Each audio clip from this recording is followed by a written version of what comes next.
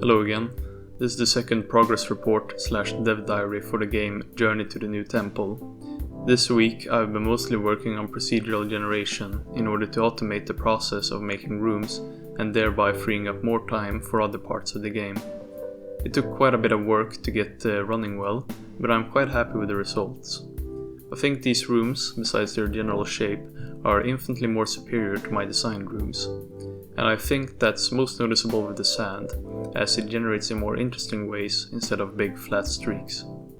So the way the room generator works is by first defining a rectangular area with a minimum size of 15 by 15 to a maximum of 40 by 40, although this is subject to change as very big rooms can be quite tedious to play. After the general area is put down, it generates the openings, or the doors, according to neighboring rooms, which can be done as the world map is generated prior to the rooms. After the doors are set, it goes through two lists of what I call room directives. The first one is for general set dressing and the other for enemies.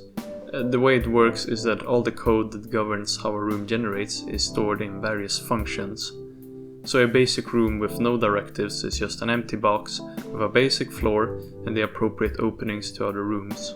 This means that room generation is very modular and various pieces can be slotted in or out based on given criteria, which is great for variety, as the game can just pick out a subset of a total set of directives and use it to generate a mostly unique room.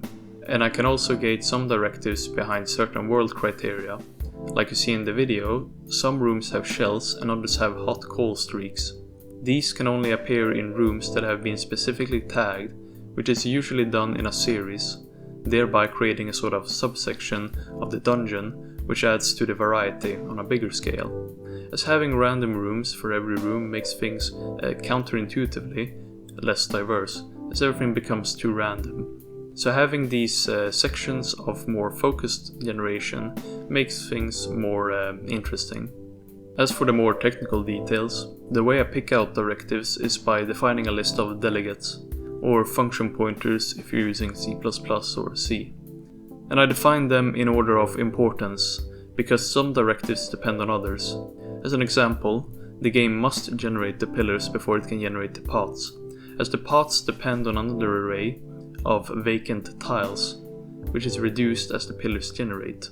This means that if the paths generate prior to the pillars, they may generate inside a pillar, as the pillar has yet to occupy that space. After the list is defined, I simply remove elements from it at random for a number of iterations.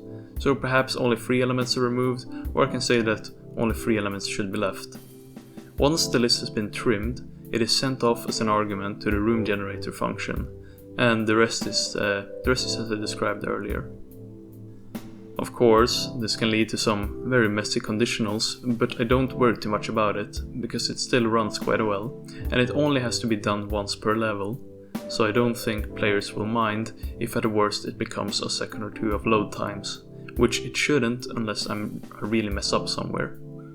Besides that, I've also worked on various small things like smoothing out the pits and reworking how room-to-room transitions work.